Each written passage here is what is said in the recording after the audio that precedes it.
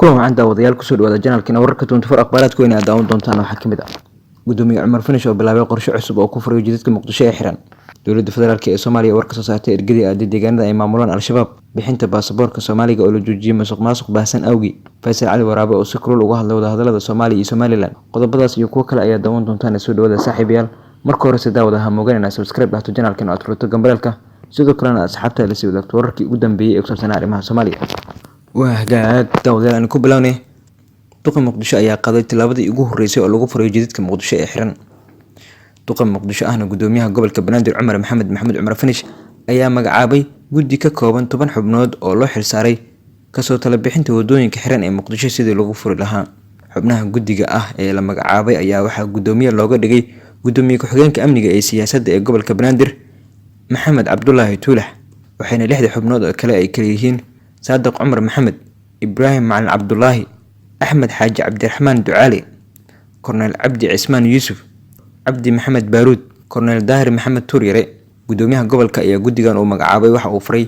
inay si habsami leh uga soo shaqeeyaan habkii loo furi lahaa wadooyinka xiran ee magaalada caasimadda ah Muqdisho duqa Muqdisho Cumar Finish ayaa markii ugu horeysay 29 bishii hore ee Agoosto waxa uu ballan qaaday inuu dib u furi doono wadooyinka dhagxaanta lagu jaray ee ku yaala magaalada caasimadda ah Muqdisho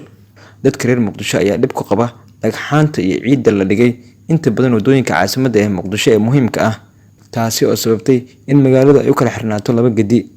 iyadoo ay taasi jirto Muqdisho waxa wali ka dhaca qaraxyo iyo dilal ay mas'uuliyadooda sheegtaan al-shabaab waxaana dadka reer Muqdisho ku kala aragti duwan yihiin in la furo wadooyinka loo xiray sababahaasi amni hagaag daawadayaal waxaad la socotaan janaalkeena wararka 24 ha moogaan daawadana subscribe dhahto janaalkeena aad furto gambarelka si aad u hesho xogihii ugu dambeeyay ee ku saabsan arrimaha Soomaaliya sidoo kale daawada waxaad ka soo aragtay kartaa qodobada aad ku daawato wararkeen dowladda federaalka ee Soomaaliya ayaa war ka soo saartay ergadii aad deegaanada ay maamulaan al-shabaab dowladda federaalka ee Soomaaliya ayaa markii ugu horeysay waxa ay ka hadashay odayaashii soo xilay ergadii soo dooratay xildhibaanada baarlamaanka federaalka ee Soomaaliya kuwaas oo bilihii la soo dhaafay u hoggaansamay amar ka soo baxay dagaalamayaasha al-shabaab iyaga oo tagay deegaanada ay maamulaan si ay ugu hoggaansamaan amaradooda war-saxaafadeed xalay ka soo baxay wasaaradda warfaafinta dhaqanka iyo dalxiiska xukuumadda federaalka ee Soomaaliya ayaa lagu sheegay dowladda Soomaaliya waxay cadeynaysaa odayaasha ay soo bandhigeen al-shabaab intooda badan inaysan ahayn odayaal rasmi ah ayna yihiin kuwa ay been abuureen isla markaana ay u galiyeen koofiyado iyo cimaamado sida ay sheegtay wasaaradda warfaafinta xukuumadda federaalka ee Soomaaliya war-saxaafadeedkan ayaa sidoo kale digniin loogu diray dadka u hoggaansama amarada al-shabaab dowladdu waxay uga digaysaa qof kasta oo u hoggaansama hanjabaadda iyo marin habaabinta al-shabaab waxayna xasuusinaysaa shacabka Soomaaliyeed in aan badqab lagu helayn unuglaanshaha hanjabaadaha al-shabaab ayaa lagu yiri war-saxaafadeedkan ka soo baxay wasaaradda warfaafinta Soomaaliya war-saxaafadeedka xalay ka soo baxay xukuumadda federaalka ee Soomaaliya ayaa lagu soo gabagabeeyay ugu dambeyn dowladda Soomaaliya waxay tilaabo sharciga waafaqsan ka qaadaysaa cid kasta oo xiriir la sameeysa al-shabaab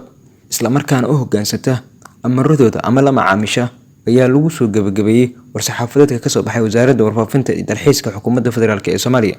hagaag daawadayaal waxaad la socotaan janaalkeena wararka 24 ha moogaan daawadana subscribe dhahto janaalkeena aad furto gambarelka sidoo kalena aad ka soo aragtid dhibato qodobada aad wararkeena ku daawato haddii aad ka heshay muuqaalkan waad la garan kartaa markaana haddii aan eegno bixinta baasaboorka Soomaaliya ayaa la joojiyay kadib markii uu sare u kacay musuqmaasuqa ka jira laanta socdaalka ee Soomaaliya waxaa muddo toddobaad ah oo ka bilaabanaysa 14 bishan la hakiyay dalbashada baasaboorka Soomaaliga war ka soo baxay hay'adda socdaalka iyo jinsiyadaha Soomaaliya ayaa lagu sheegay in loo hakiyay arrimo farsamo oo jira arrimo farsamo awgeed waxaa muwaadiniinta Soomaaliyeed meel kasta ay joogaan lagu wargelinayaa in muddo toddobaad ah oo ka bilaabanaysa 14 bisha September 2019 ilaa 21 September 2019 la hakiyay qabashada codsiyada baasaboorka ayaa lagu yiri qoraal lagu daabacay bogga waxda socdaalka iyo jinsiyadaha Soomaaliya go'aankan lagu hakiyay dalbashada baasaboorka muddada toddobaadka ah ayaa ku soo aadaysa iyadoo sidaan oo kale horey muddo 3 maalmood loo hakiyay shaqadii ay haysay hay'adda dami baarista Soomaaliya taasi oo ka kayd maalintii shalay hay'adda socdaalka iyo jinsiyadaha Soomaaliya ayaa lagu tiriyaa hay'adaha ugu musuqmaasuqa iyo wax isdabamarinta badan hay'adaha dowladda federaalka ee Soomaaliya iyadoo oo xaruntaasi ay tahay meel lagu dhiibo lacago badan oo laaluushaan looga qaato muwaadiniinta Soomaaliyeed ee doonaya inay baasaboor dalbadaan hakintan cusub ayaa wararka qaar waxa ay sheegayaan inay ugu wacan tahay musuqmaasuqa hay'adda hareeyay waxaan wararka qaar ay sheegayaan in laga yaabo in baaritaano lagu sameeyo sida ay u shaqeyso hay'adda socdaalka iyo jinsiyadaha Soomaaliya agaasimaha waxda socdaalka Soomaaliya Maxamed Aadan Koofi oo marar badan la damacay in xilka laga qaado ayaa waxa ay suurtagal ku sameeyeen inay isku bal yihiin oo saaxiib dhow la ah madaxweynaha Jamhuuriyadda Federaalka ee Soomaaliya Maxamed Cabdullaahi Farmaajo mana jirto wax laga qaban karo musuqmaasuqa hareeyay hay'adda socdaalka iyo jinsiyadaha Soomaaliya. waa hagaag daawadayaal waxaad la socotaan channelkeena wararka 24